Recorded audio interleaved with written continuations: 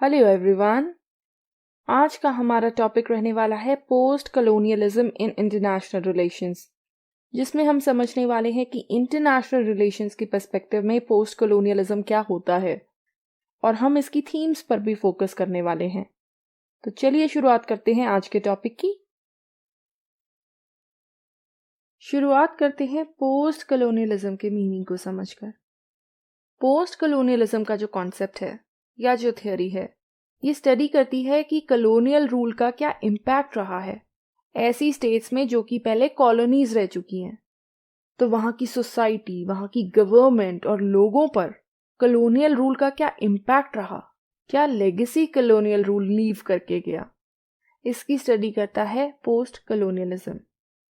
ये मानता है कि कलोनियल रूल के दौरान कॉलोनाइजर्स द्वारा रेस, क्लास और जेंडर की जो हिरार्कीज क्रिएट की गई थी वो आज भी एग्जिस्ट करती हैं, even after the end of the colonial period. तो जैसे कॉलोनाइजर्स रेस के आधार पर या क्लास के आधार पर डिफ्रेंसिएशन करते थे, वो डिफ्रेंसिएशन आज भी है। और इंटरनेशनल रिलेशंस के पर्सपेक्टिव में ये बात करता है री-नैरेटिवाइजेशन ऑफ ग्लोबल पॉलिटिक्स की। ग्लोबल पॉलिटिक्स को हमें री-नैरेटिवाइज करने की जरूरत है। अभी जो ग्लोबल पॉलिटिक्स में नैरेटिव्स एग्जिस्ट करते हैं, जो प्रैक्टिसेस और लिटरेचर एग्जिस्ट करता है, वो सारा का सारा वेस्टर्न पर्सपेक्टिव से है। तो इस नैरेटिव को बदलने की ज़रूरत है। बल्कि थर्ड वर्ल्ड कंट्रीज और ऐसे कंट्रीज जो कि कॉलोनीज रह चुकी हैं, ऐसे कंट्रीज के नैरेटिव्स को भी ग्लोबल पॉलिटिक्स में लाने की ज़रूरत है। और यहाँ मैं बताना चाहूँगी कि पोस्ट कलोनियल का मतलब ये नहीं है कि कलोनियलिज्म ख़त्म हो गया और एक नए तरीके का कलोनियलिज्म इमर्ज हो गया, बल्कि पोस्ट कलोनियल का मतलब ये है कि ऐसे देश जो पहले कॉलोनीज रह चुके हैं, उन देशों पर कलोनियल रूल का क्या इम्पैक्ट या इफेक्ट रहा है। क्योंकि ये मानता है कि जो western forms of knowledge and power हैं, उन्होंने नॉन वेस्टर्न वर्ल्ड को मार्जिनलाइज कर दिया है।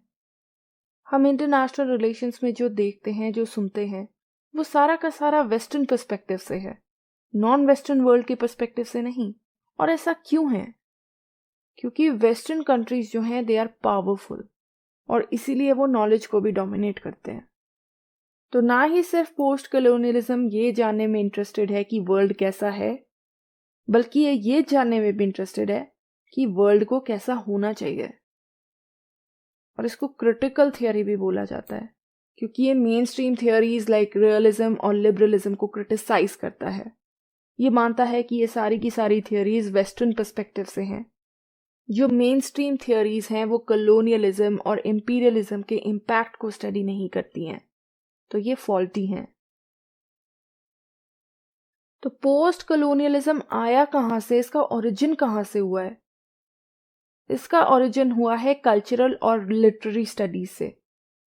ये एक थ्योरेटिकल अप्रोच के तौर पर डेवलप किया गया था।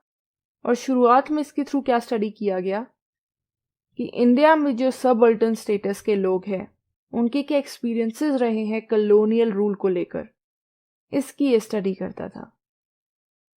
सबअल्टर्न क्या होता है ये मैं बाद में बताने वाली हूँ।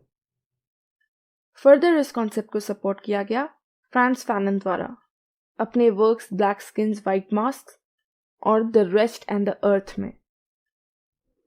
फ्रांस फैनन जो है वो एक अर्लियर इंस्पिरेशन है पोस्ट कलोनियलिज्म के लिए। इसके अलावा फॉर योर नॉलेज में बता दूं कि इंटरनेशनल रिलेशंस में थर्ड वर्ल्ड और पोस्ट कलोनियल वर्ल्ड को इंटरचेंजेबली यूज किया जाता है। We are not talking about post colonialism here but post colonial world. तो इसके जो की थिंकर्स हैं वो हैं Edward Said, Gayatri Spivak, Walter Mignolo, Arjun Appadurai and Homi Bhabha. तो अब सवाल उठता है कि इंटरनेशनल रिलेशंस के पर्सपेक्टिव में पोस्ट कलोनियलिज्म है क्या? सबसे पहले तो आईआर में ये कोई थियरी नहीं है, but post colonialism is a set of perspectives. इसके अंदर हम अलग अलग पर्सपेक्टिव्स को स्टडी करते हैं, और वो क्या है? सबसे पहला कि कैसे और क्यों एक हियरार्कल इंटरनेशनल ऑर्डर इमर्ज हुआ, ग्लोबल इनइक्वालिटी कैसे आई, क्यों कुछ देश रिच होते जा रहे हैं और क्यों पुअर कंट्रीज पुअरर हो रहे हैं, कैसे रेस, क्लास और जेंडर रिलेशंस के थ्रू इनइक्वालिटी और ऑप्रेशन होता है, और कैसे ये इनइक्वालिटीज और ऑप्रेशन इंटरनेशनल रिलेशंस को शेप करते हैं। इसमें हम समझेंगे कि कैसे रेस का प्रयोग करके अस वर्सेस देम का कॉन्सेप्ट क्रिएट किया गया, कैसे जेंडर डिस्क्रिमिनेशन किया जाता है, फेमिनिस्ट पर्सपेक्टिव क्या है पोस्ट कॉलोनियलिज्म का, ये सब पोस्ट कॉलोनियलिज्म स्टडी करता है। और सिर्फ डोमेस्टिक लेवल पर ही नहीं बल्कि इंटरनेशनल रिलेशंस के पर्सपेक्टिव में भी इनको स्टडी किया जाता है। ऑल्सो इसके थ्रू जो मेन स्ट्रीम IR थ्योरीज हैं उनके कोर एजम्पशंस को चैलेंज किया जाता है। देखिए, जो मेन स्ट्रीम IR थ्योरीज हैं लाइक रियलिज्म और लिबरलिज्म, वो इंटरनेशनल सिस्टम को एक अनार्की मानते हैं, बल्कि जो पोस्ट कॉलोनियल स्कॉलर्स हैं वो इंटरनेशनल सिस्टम को एक हायरार्की मानते हैं कि इंटरनेशनल सिस्टम में अनार्की नहीं है। वेस्ट जो है वो नॉन वेस्टर्न वर्ल्ड को डोमिनेट करता है। इस प्रकार की हायरार्की है इंटरनेशनल सिस्टम में। और साथ ही साथ ये ग्लोबल पावर में डिस्पैरिटीज को भी एनालाइज करता है कि क्यों कुछ देशों के पास ज्यादा पावर है और क्यों वो अपनी पावर का इस्तेमाल दूसरी स्टेट्स पर करती हैं। तो ये सारे पर्सपेक्टिव्स हैं जो पोस्ट कॉलोनियलिज्म स्टडी करता है इंटरनेशनल रिलेशंस में। और फर्दर ये पर्सपेक्टिव्स कैसे स्टडी किए जाते हैं? थ्रू डिफरेंट थीम्स, जो कि है global inequality, racial adhering, theory of hybridity, orientalism, marginalisation of women of colour and confronting Eurocentrism. तो इन्हीं थीम्स को हम वन बाय वन डिस्कस करने वाले हैं। तो सबसे पहली थीम है ग्लोबल इनइक्वालिटी। पोस्ट कॉलोनियलिस्ट का ये मानना है कि अगर हमें इंटरनेशनल रिलेशंस को एक बेहतर तरीके से समझना है तो इसके लिए ये जानना जरूरी है कि ग्लोबल इनइक्वालिटी क्यों है, क्यों कुछ देश बहुत ज्यादा पावरफुल हैं और क्यों कुछ देश गरीब हैं, और क्यों पॉवर्टी के लिए कुछ किया नहीं जाता है। तो इसमें सबसे पहले आता है the narrative of global poverty.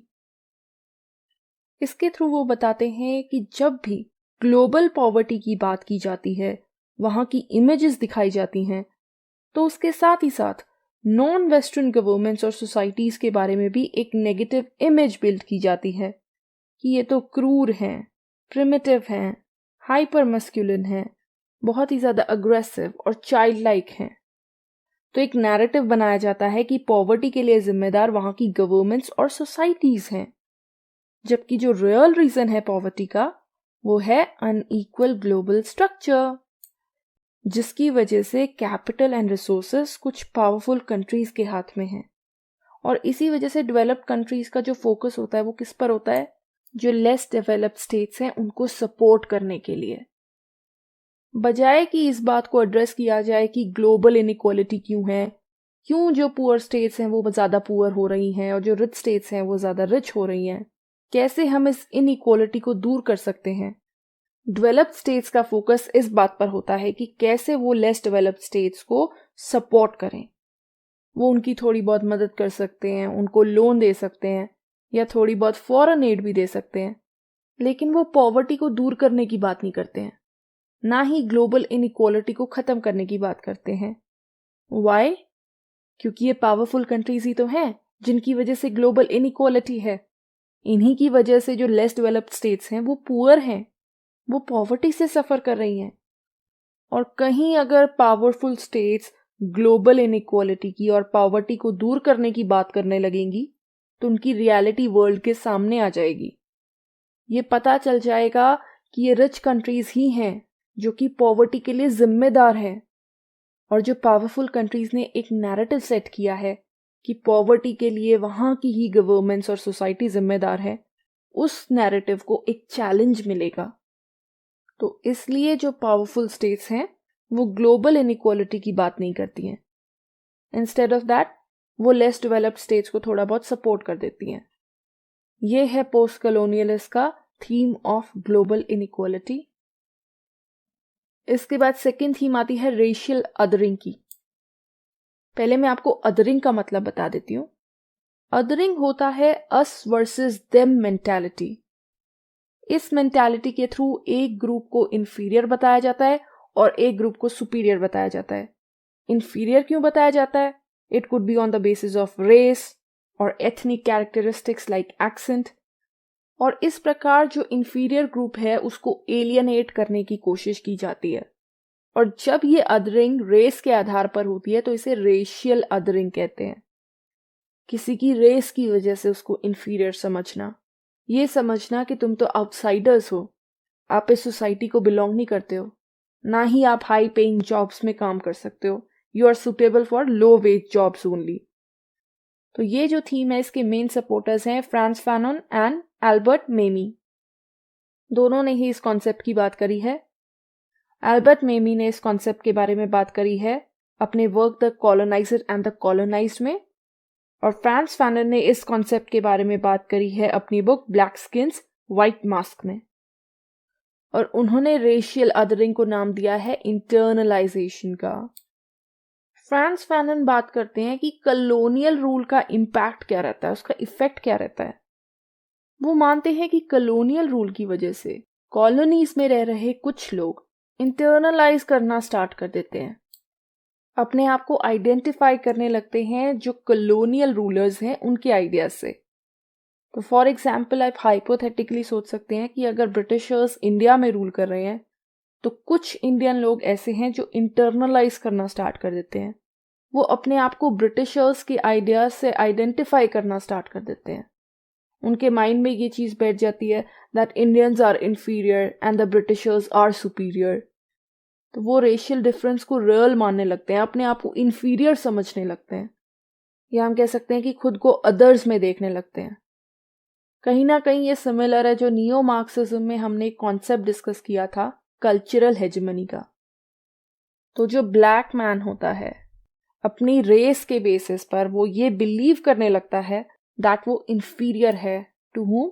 To the white colonisers. तो ये इंडिविजुअल्स इंटरनलाइज होते कैसे हैं, कैसे इनके माइंड में ये डिफरेंसेस आने लगते हैं? That is through the psychological aspects of the colonisation. Colonisers जो हैं वो बहुत सारे साइकोलॉजिकल एस्पेक्ट्स को यूज करती है, जैसे कि अपनी लैंग्वेज को इम्पोज करना, और जो कॉलोनियल स्टेट्स की लैंग्वेज है उसको इन्फीरियर मानना, सो हिंदी को इन्फीरियर मानना। It can also be through the religion, अपने रिलीजन को सुपीरियर बताना, and also through the education system. तो एजुकेशन सिस्टम के थ्रू ये बताना कि ब्रिटिशर्स जो है वो सुपीरियर है, एक सुप्रीम रेस है, एंड इंडियंस आर इन्फीरियर। तो इन साइकोलॉजिकल एस्पेक्ट्स के थ्रू इंटरनलाइजेशन किया जाता है, अस वर्सेस देम की आइडियोलॉजी क्रिएट की जाती है। और ये यहीं एंड नहीं होता है बल्कि चलता रहता है इवन आफ्टर जब कॉलोनियल रूल जो है वो एंड हो जाता है। सो इवन अगर ब्रिटिशर्स इंडिया से भाग गए हैं, इंडिया आज़ाद हो गया है, ये जो भावना है अस वर्सेस देम की, या रेशियल अदरिंग की, या इंटरनलाइजेशन की, ये लोगों के अंदर रहती है। This is the theme of racial adhering. बहुत ही इंटरेस्टिंग एस्पेक्ट है जो कि इंटरनेशनल रिलेशंस के पर्सपेक्टिव से पोस्ट कॉलोनियलिज्म के थ्रू स्टडी किया गया है। और ये रेशियल बाइनरीज क्या है? अस वर्सेस देम को रेशियल बाइनरीज कहते हैं, जिसमें दो रेसेस को एक दूसरे का ऑपोजिट बनाया जाता है, with one being superior and the other one being inferior. Next is the theme of Orientalism, which was given by Edward Said in his work of the same name, Orientalism. तो सबसे पहले तो post colonialist ये suggest करते हैं कि जो waste के व्यूज हैं अबाउट इस्लाम वो वेस्ट की खुद की इनसिक्योरिटी को दर्शाते हैं। इनका मानना है कि जैसे जैसे पॉलिटिकल इस्लाम का राइज हुआ, specially after the Iranian revolution of 1979, उससे वेस्टर्न पावर्स इनसिक्योर हो गई। उन्हें लगा कि इस्लाम उनकी पावर को चैलेंज कर सकता है, और इसीलिए क्लैश ऑफ सिविलाइजेशंस में, जो कि लिखी गई है सैमुअल हंटिंगटन द्वारा, उसमें इस्लाम को एक थ्रेट माना गया है वेस्टर्न सिविलाइजेशन के लिए। तो इसको काउंटर करने के लिए वेस्टर्न पावर्स क्या करती हैं? वो एक नया नैरेटिव क्रिएट करती हैं, या एक न्यू फ्रेमवर्क क्रिएट करती हैं जिसका नाम है ओरिएंटलिज्म। और इस नैरेटिव या फ्रेमवर्क के थ्रू जो अरब लोग हैं, अरब पीपल हैं, या जो इस्लाम को मानने वाले लोग हैं, उनकी इमेज को खराब किया जाता है। एक सो कॉल्ड ओरिएंट नाम का आइडिया क्रिएट किया जाता है, which includes the Arab people and all the followers of Islam. और ये दर्शाया जाता है कि जो ओरिएंट के लोग हैं वो प्रिमिटिव हैं, बैकवर्ड हैं, कंजर्वेटिव माइंडसेट के हैं, थोड़े फेमिनिन हैं। तो इन आइडियाज के थ्रू उन्हें इंफीरियर दिखाने की कोशिश की जाती है, क्योंकि जो ओरिएंट का डिस्क्रिप्शन दिया गया है it is in contrast to the description of the western people. Western people की क्या इमेज है कि मैस्कुलिन है, प्रोग्रेसिव हैं, रैशनैलिटी में बिलीव करते हैं, सिविलाइजेशन और मॉडर्निटी में बिलीव करते हैं। तो एक इमेज क्रिएट की जाती है मुस्लिम्स को लेकर बाय द वेस्टर्न पावर्स, और इसके लिए किसका सहारा लिया जाता है? मूवीज का, सॉन्ग्स का, वेस्टर्न मीडिया का, डॉक्यूमेंट्रीज का, एकेडमिक्स का, कल्चरल एस्पेक्ट का सहारा लेकर मुस्लिम्स की एक नेगेटिव इमेज क्रिएट की जाती है। Why? Because according to the concept of orientalism, इस्लाम के राइज की वजह से वेस्टर्न पावर्स इनसिक्योर हो गई थी। और पोस्ट कॉलोनियलिस्ट मानते हैं कि ओरिएंटलिज्म आज भी प्रेजेंट है। जो इमेज क्रिएट की गई है मुस्लिम्स की वो एग्जिस्ट करती है। तो ये होती है ओरिएंटलिज्म की थीम। पोस्ट स्ट्रक्चरलिस्ट जो है वो यूरोसेंट्रिज्म को भी क्रिटिसाइज करते हैं। वो मानते हैं कि जो ग्लोबल पॉलिटिक्स है it is dominated by the Eurocentric narrative. Western powers ने ग्लोबल पॉलिटिक्स को डोमिनेट कर रखा है। जो हमें ग्लोबल पॉलिटिक्स में देखने को मिलता है या सुनने को मिलता है it is all from the European और द यूरोसेंट्रिक पर्सपेक्टिव। और इसी को लिंक भी किया गया है ओरिएंटलिज्म के कॉन्सेप्ट से भी, कि कैसे ईस्ट को डिपिक्ट किया गया है वेस्टर्न सोसाइटी द्वारा कि वो इंफीरियर है और अंडर डेवलप्ड है। वहां के जो लोग हैं वो इरैशनल है, प्रिमिटिव है। और क्योंकि पावर जो है वो यूरोपियन कंट्रीज के हाथों में है, इस वजह से वो अपने आप को सुपीरियर प्रोजेक्ट करते हैं। और जो कॉलोनाइज कंट्री हैं, जिनको वो पास्ट में कॉलोनाइज कर चुके हैं, उनको इंफीरियर पोर्ट्रे करते हैं या अपने से सबऑर्डिनेट पोर्ट्रे करते हैं। इस प्रकार का ग्लोबल पावर डायनेमिक्स है which is dominated by the European Nations, जो कि यूरोसेंट्रिक है। इसके अलावा गायत्री स्पिवक का जो सबअल्टर्न का कॉन्सेप्ट है वो ये बात करता है कि जो लोग ऑप्रेस होते हैं, जिन लोगों का ऑपरेशन किया गया है यूरोपियन पावर्स द्वारा जब वो देश कॉलोनीज थी, ऐसे लोगों के पास कोई एजेंसी नहीं है जिसके थ्रू वो अपनी ऑपरेशन या अत्याचार पर बोल सके, और अगर है भी तो बहुत कम। तो ऐसा कोई प्लेटफॉर्म नहीं है या कोई जरिया नहीं है जिसके थ्रू लोग अपने ऑपरेशन को या अत्याचार को बयान कर सकें जो कि यूरोपियन पावर्स द्वारा उन पर किया गया है। तो पोस्ट कॉलोनियलिस्ट मानते हैं कि पोस्ट कॉलोनियलिज्म ही वो एजेंसी है जिसके थ्रू लोग अपने ऑपरेशन के बारे में बोल सकते हैं। थर्ड वर्ल्ड कंट्रीज के लोग अपने एक्सपीरियंसेस को बयान कर सकते हैं। और एडवर्ड सईद, जिन्होंने ओरिएंटलिज्म का कॉन्सेप्ट दिया है, वो भी ये मानते हैं कि हमें ऐसे लोगों का स्टैंड लेने की जरूरत है जो कि यूरोपियन पावर्स के ऑपरेशन का विक्टिम रह चुके हैं। और ऐसे लोग जब सामने आएंगे, अपने थॉट्स एंड एक्सपीरियंसेस को शेयर करेंगे, उससे डेफिनेटली यूरोपियन हेजेमनी जो है वो डिसरप्ट होने वाली है, उसको एक झटका लगने वाला है। तो इसलिए हमें ऐसे लोगों को सपोर्ट करने की जरूरत है जो वेस्टर्न पावर्स के ऑपरेशन का शिकार रह चुके हैं और अपने एक्सपीरियंसेस वर्ल्ड के सामने लाना चाहते हैं। Next theme is the marginalisation of the women of colour. जो नॉन वाइट विमेन होती हैं उनको विमेन ऑफ कलर बोला जाता है। तो पोस्ट कॉलोनियलिस्ट फेमिनिस्ट जो हैं वो ये मानते हैं कि हमें सिर्फ पेट्रियार्की के अगेंस्ट ही स्ट्रगल नहीं करना है या पेट्रियार्की के अगेंस्ट ही फाइट नहीं करनी है, बल्कि क्लासिज्म और रेसिज्म के अगेंस्ट भी फाइट करनी है, जिसकी वजह से जो वाइट विमेन होती हैं या विमेन ऑफ वाइट कलर होती हैं उनको विमेन ऑफ कलर के ऊपर एडवांटेज मिलता है। पोस्ट कॉलोनियलिस्ट फेमिनिस्ट मानते हैं कि पेट्रियार्की के अगेंस्ट लड़ाई में रेशियल और एथनिक फैक्टर्स को भी कंसिडर किया जाना चाहिए। फॉर एग्जाम्पल, वेस्टर्न फेमिनिस्ट या जो वाइट फेमिनिस्ट्स हैं वो व्हील, या पर्दे को बैकवर्डनेस का एक साइन मानते हैं, लेकिन वो ये रियलाइज नहीं करते कि ये कुछ कल्चर्स का पार्ट भी है। हिंदू कल्चर में भी इसे फॉलो किया जाता है, इस्लाम में भी इसको फॉलो किया जाता है। तो इसीलिए पेट्रियार्की के फाइट के अगेंस्ट रेशियल और एथनिक फैक्टर्स को भी कंसिडर करना चाहिए। साथ ही साथ वो सेकेंड वेव फेमिनिज्म को भी क्रिटिसाइज करते हैं। फेमिनिज्म की मल्टीपल वेव्स हैं, उनमें से एक है सेकेंड वेव, जिनको पोस्ट कलोनियलिस्ट फीमेल्स क्रिटिसाइज करती हैं। वो मानती हैं कि जो सेकेंड वेव फेमिनिज्म था वो प्रिविलेज्ड विमेन की पर्सपेक्टिव से था, ऐसी महिलाएं जिनके पास एक प्रिविलेज है, और ये सेकेंड वेव अफ्रीकन और एशियन विमेन को रिप्रेजेंट नहीं करती थी। तो इसलिए पोस्ट कलोनियलिज्म जो है वो फेमिनिज्म के साथ भी ओवरलैप करता है। तो पोस्ट कलोनियलिस्ट फेमिनिस्ट मानते हैं कि विमेन ऑफ कलर को मार्जिनलाइज किया गया है। साथ ही साथ ये स्ट्रेस करती हैं इंटरसेक्शनैलिटी पर। इंटरसेक्शनैलिटी होता है जब काफी सारे फैक्टर्स आपस में मिल जाते हैं। इस कॉन्सेप्ट को मैं आपको एक एग्जाम्पल के थ्रू समझाती हूँ। हाइपोथेटिकली आप इमेजिन कीजिए कि एक मुस्लिम महिला है जो कि एक यूरोपियन देश में रह रही है। वो इकोनॉमिकली भी स्ट्रगल कर रही है, दैट मीन्स इकोनॉमिकली वो बैकवर्ड है। तो उसके साथ ऑफिस में होता है डिस्क्रिमिनेशन। नाउ 3 बातें निकल कर आती हैं। ये डिस्क्रिमिनेशन किन 3 बेसिस पर हो सकता है? सबसे पहला आधार डिस्क्रिमिनेशन का हो सकता है उसका जेंडर, क्योंकि वो एक महिला है, उसके साथ डिस्क्रिमिनेशन किया गया ऑफिस में।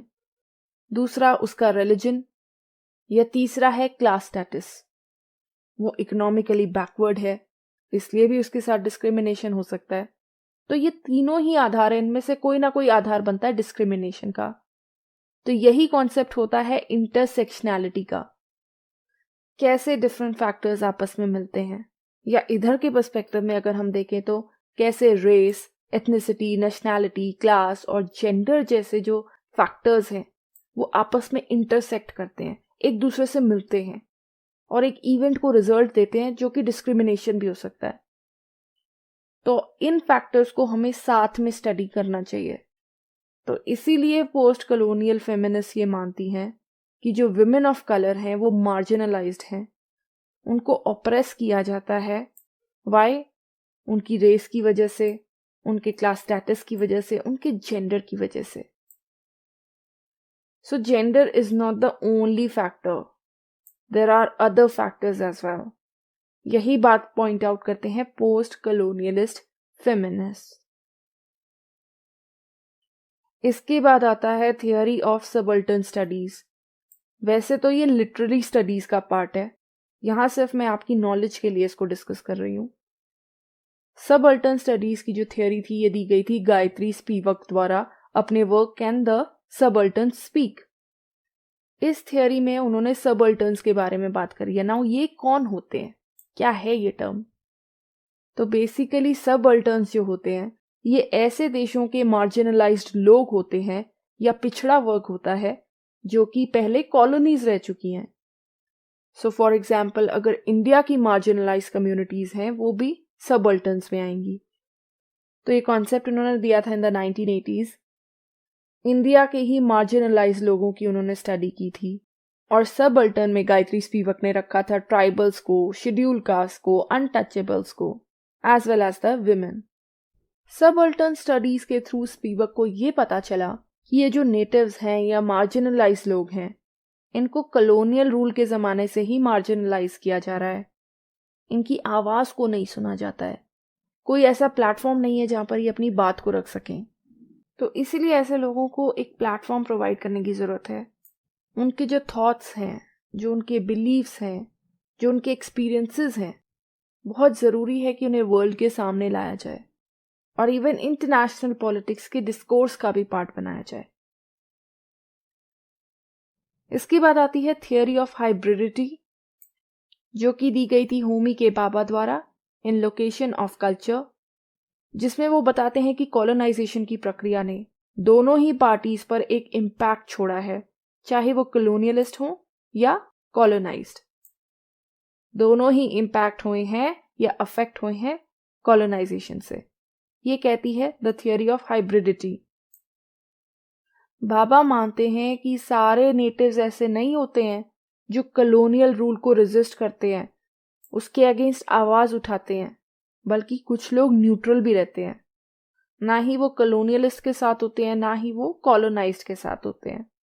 और इससे क्या होता है, एक थर्ड स्पेस क्रिएट हो जाता है जहां पर एक हाइब्रिड आइडेंटिटी एग्जिस्ट करती है, और इस स्पेस को कॉलोनियल पावर भी अफेक्ट नहीं कर सकती है। इसमें कॉलोनाइजर्स की भी वैल्यूज होती हैं और जिनको कॉलोनाइज किया जा रहा है उनकी भी वैल्यूज होती हैं। उनसे मिलकर ये हाइब्रिड आइडेंटिटी बनती है। जो कॉलोनाइजर्स हैं उनके मॉडर्न साइंस, और जो कॉलोनाइज्ड हैं उनके ट्रेडिशनल बिलीफ से मिलकर बनती है। इसी को कहा गया है थियोरी ऑफ हाइब्रिडिटी। तो अगर इंडिया के पर्सपेक्टिव में देखें तो ब्रिटिश रूल की वजह से कुछ लोगों में ऐसी हाइब्रिड आइडेंटिटी क्रिएट होती है जो कि वेस्टर्न और इंडियन वैल्यूज का एक मिक्सचर है। उनके अंदर वेस्टर्न वैल्यूज भी हैं और इंडियन वैल्यूज भी हैं। वो दाल चावल को भी पसंद करते हैं और पिज्ज़ा पास्ता को भी पसंद करते हैं, साड़ी भी पहनते हैं और जीन्स भी पहनते हैं। तो ये होती है एक हाइब्रिड आइडेंटिटी जो कि बताई गई है थियोरी ऑफ हाइब्रिडिटी द्वारा। साथ ही साथ जो पोस्ट कॉलोनियल थियरिस्ट हैं वो कैपिटलिज्म को भी क्रिटिसाइज करते हैं। वो मानते हैं कि कॉलोनियलिज्म का एक बहुत इंपॉर्टेंट रोल रहा है मॉडर्न वर्ल्ड को बनाने में, क्योंकि ये मानते हैं कि कॉलोनियलिज्म की वजह से ही कैपिटलिज्म का डेवलपमेंट हुआ है। और कैपिटलिज्म जो है वो मॉडर्न वर्ल्ड का एक बहुत इंपॉर्टेंट फीचर है जिसकी डेवलपमेंट में रोल प्ले किया है कॉलोनियलिज्म ने। ये मानते हैं कि इंटरनेशनल पॉलिटिक्स ग्लोबल कैपिटलिज्म को एक्सप्लेन करते समय कॉलोनियलिज्म, स्लेवरी और रेस की जो इंपॉर्टेंस रही है इसके डेवलपमेंट में, उसकी बात नहीं करती है कि कैसे colonialism, slavery and race have contributed towards the development of capitalism. लेकिन इस एस्पेक्ट की बात करता है पोस्ट कॉलोनियलिज्म। साथ ही साथ वो मानते हैं that there is an absence of colonial and post colonial studies. Colonial और पोस्ट कॉलोनियल स्टडीज की एक कमी है या एब्सेंस है, और ये रिफ्लेक्ट करती है western liberal modern world view को जो कि कैपिटलिज्म को सपोर्ट करता है। पोस्ट कॉलोनियल स्टडीज कैपिटलिज्म के रियल नेचर के बारे में बताती हैं, और इसीलिए इन स्टडीज को पॉपुलराइज नहीं किया जा रहा है, क्योंकि अगर ये थियोरीज पॉपुलर हुई तो कैपिटलिज्म का रियल नेचर सबके सामने आ जाएगा। इसलिए इन स्टडीज को अवॉइड किया जाता है। So these were the themes of post colonialism. हम सम अप कर सकते हैं ये कहकर कि पोस्ट कॉलोनियलिज्म एक ऐसे वर्ल्ड ऑर्डर के बारे में बताता है जो कि डोमिनेटेड है बाय द वेस्टर्न फोर्सेस, जो कि हैं मेजर स्टेट एक्टर्स, और उन्हीं का नैरेटिव जो है वो इंटरनेशनल रिलेशंस को डोमिनेट करता है। हम जो देखते हैं और जो सुनते हैं वो सारा का सारा वेस्टर्न नैरेटिव से है। There is an absence of non western narrative. ये बताता है कि how and why a hierarchical international order has emerged, जो कि हमने समझा ग्लोबल इनइक्वालिटी की थीम के थ्रू, और ये मेन स्ट्रीम आईआर थियरीज की कोर असम्पशंस को भी चैलेंज करता है। ये इंटरनेशनल सिस्टम को अनार्किक मानने की बजाय हियरार्किक मानता है, and also it's concern with colonial rule जो है वो क्या लेगेसी छोड़ के गया देशों में या फॉर्मर कॉलोनीज में, उसके प्रति ये डीप कंसर्न दिखाता है, जिसको हमने समझा रेशियल अदरिंग के थ्रू, थियोरी ऑफ हाइब्रिडिटी के through, as well as subaltern studies के थ्रू। और इससे हमें different forms of injustices, inequality और ऑप्रेशंस के बारे में पता चलता है कि कैसे अलग अलग तरीके हैं जिनके थ्रू ऑप्रेशन किया जाता है। वंस अगेन रेशियल अदरिंग में भी हमने यह समझा, पोस्ट कॉलोनियलिस्ट फेमिनिज्म में भी हमने यह समझा, और हमने ये भी समझा कि कैसे रेस, क्लास और जेंडर के थ्रू इनइक्वालिटी क्रिएट की जाती है और ऑप्रेशन किया जाता है। और ये सिर्फ डोमेस्टिक लेवल पर नहीं होता बल्कि ग्लोबल स्केल पर भी होता है, और हमारी इंटरनेशनल रिलेशंस की अंडरस्टैंडिंग को भी शेप करता है, क्योंकि हम जो देखते हैं दैट इज वन साइडेड। वो सब कुछ वेस्टर्न पर्सपेक्टिव से है जिसमें वो अपना नैरेटिव प्रेजेंट करते हैं। दे डोंट टॉक अबाउट कि कैसे उन्होंने रेस को, क्लासेस को और जेंडर को यूज किया not only to create inequality but oppression के लिए भी। तो हम कंक्लूड कर सकते हैं ये कहकर कि पोस्ट कलोनियलिज्म को काफ़ी चैलेंजेस भी फेस करने पड़े हैं। इसका अभी भी इंटरनेशनल रिलेशंस में एक मार्जिनलाइज स्टेटस है। इसको मेजर थियोरी के तौर पर नहीं समझा जाता है, ना ही ये प्रॉपर तरीके से अभी इंटरनेशनल रिलेशंस के सिलेबस का पार्ट बन पाया है। इसका एक और क्रिटिसिज्म भी किया जाता है कि ये अभी फुली डेवलप नहीं है इंटरनेशनल रिलेशंस के पर्सपेक्टिव में। Also it is one sided, सिर्फ एक तरफा लोगों की बात करता है, ऐसे लोगों की जिनका देश कॉलोनी रह चुका है, और ऐसे लोगों को मार्जिनलाइज्ड मानता है और एक तरीके से उनको विक्टिम दिखाता है, उनकी विक्टिमाइजेशन करता है। ऐसे ही लोगों के पर्सपेक्टिव से ये बात करता है। बट इसकी इम्पोर्टेंस भी है, वो ये कि ये मेन स्ट्रीम थियोरीज को चैलेंज करता है, लाइक लिबरलिज्म एंड रियलिज्म, इसीलिए एक क्रिटिकल थियोरी भी है। साथ ही साथ ये कलोनियलिज्म के रोल के बारे में बताता है कि इंटरनेशनल रिलेशंस में कलोनियलिज्म का क्या रोल रहा है, कैसे इसने इंटरनेशनल रिलेशंस को शेप करने में एक रोल प्ले किया है। ये मार्जिनलाइज क्लासेस की भी बात करता है, उनके एक्सपीरियंसेस को इंटरनेशनल लेवल पर लाने का सपोर्ट करता है। ये ग्लोबल इनइक्वालिटी के अगेंस्ट है। ये एक्सप्लेन करता है कि कैसे इंटरनेशनल लेवल पर ग्लोबल पॉवर्टी है and how it's leading to the global inequality. साथ ही साथ इसके थ्रू हमें ये पता चलता है कि कलोनियलिज्म का कॉलोनाइज लोगों पर क्या इम्पैक्ट देखने को मिला है। हालांकि एक थियोरी नहीं है, ये सिर्फ सेट ऑफ पर्सपेक्टिव्स है जो कि अभी एक डेवलपिंग स्टेज पे है। अभी भी इस पर काम चल रहा है और इन फ्यूचर भी इसमें काफ़ी सारी एडिशंस होती रहेंगी। तो ये था हमारा आज का टॉपिक, जो कि था post colonialism in international relations. Hope the topic was clear to you. तो आज की वीडियो में इतना ही। अगर आपको मेरी वीडियो पसंद आई हो तो इसे लाइक कीजिएगा, अपने दोस्तों और फैमिली रिलेटिव्स के साथ शेयर कीजिएगा और मेरे चैनल को सब्सक्राइब कीजिएगा। Thank you so much. आपका दिन शुभ हो।